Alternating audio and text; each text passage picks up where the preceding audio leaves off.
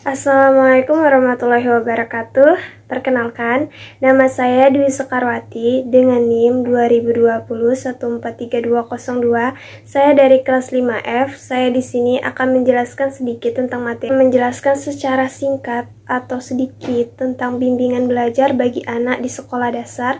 Nah, bimbingan belajar bagi anak di sekolah dasar itu terdapat 4 submateri, yaitu materi yang pertama itu ialah jenis-jenis masalah belajar pada anak sekolah dasar. Yang kedua itu ialah mengidentifikasi peserta didik yang mengalami masalah belajar di SD. Yang ketiga, faktor-faktor penyebab terjadinya suatu masalah. Dan yang terakhir, submateri yang terakhir yaitu upaya membantu peserta didik mengatasi masalah belajar. Kita ke materi yang pertama, yaitu jenis-jenis masalah belajar pada anak sekolah dasar.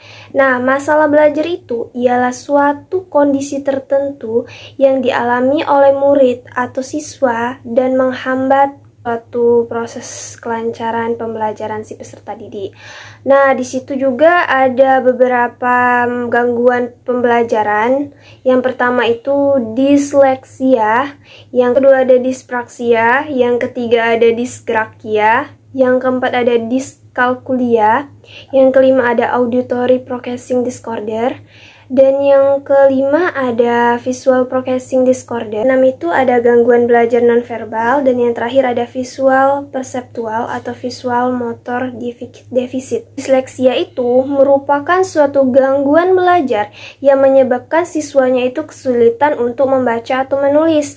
Sedangkan dispraksia adalah jenis gangguan belajar yang ditandai dengan gangguan pada kemampuan motorik anak. Nah, disgrakia itu ialah sebuah gangguan belajar yang menyebabkan pengidapnya kesulitan dalam menulis. Kalau diskalkulia itu ialah kondisi pengidapnya kesulitan untuk berhitung atau memahami konsep matematika. Nah, auditory processing disorder itu merupakan kelainan otak dalam proses suara yang masuk. Kalau visual processing disorder ialah suatu kesulitan membedakan dua objek yang bentuknya mirip dan mengordinasikan tangan serta mata secara bersamaan. Nah, kalau gangguan belajar nonverbal ialah kondisi ini dapat membuat seorang anak kesulitan dalam mengekspresikan wajah, gerak tubuh, dan intonasi suara. Nah, yang terakhir itu ialah visual perceptual atau visual motor deficit.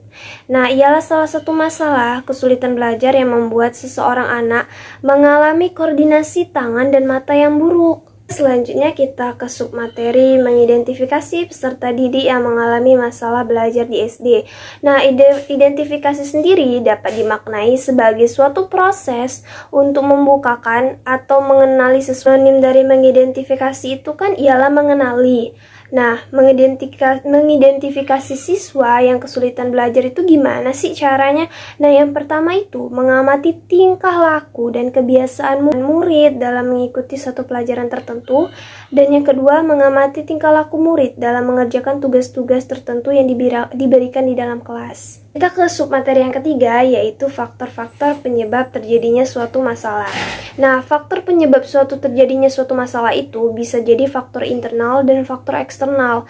Nah, kalau faktor internal yang membuat siswa itu terkendala dalam belajar ialah satu, faktor biologis.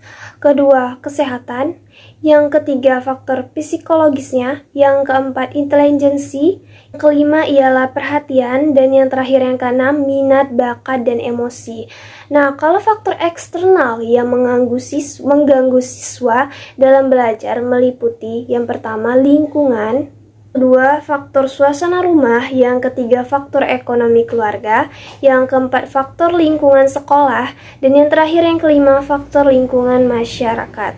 Submateri yang terakhir, yang keempat, Upaya membantu peserta didik mengatasi masalah belajar. Apa sih yang bisa kita lakukan untuk mengatasi masalah peserta didik? Yaitu ialah satu, melakukan tes diagnostik. Yang kedua, mengenali karakteristik si siswanya. Dengan mengetahui karakteristik siswa, kita sebagai guru yang cerdas dapat merancang solusi nih apa yang tepat dalam mengatasi kesulitan belajar siswa. Kita juga bisa menggunakan prior knowledge. Nah, kita juga bisa melibatkan siswa dalam pembelajaran, dan kita juga bisa biasakan siswa untuk membuat catatan, dan terakhir pendekatan secara individual kepada siswanya. Oke, itu saja yang bisa saya jelaskan sedikit tentang materi bimbingan belajar bagi anak sekolah dasar. Apabila ada kekurangan, saya mohon maaf. Wassalamualaikum warahmatullahi wabarakatuh.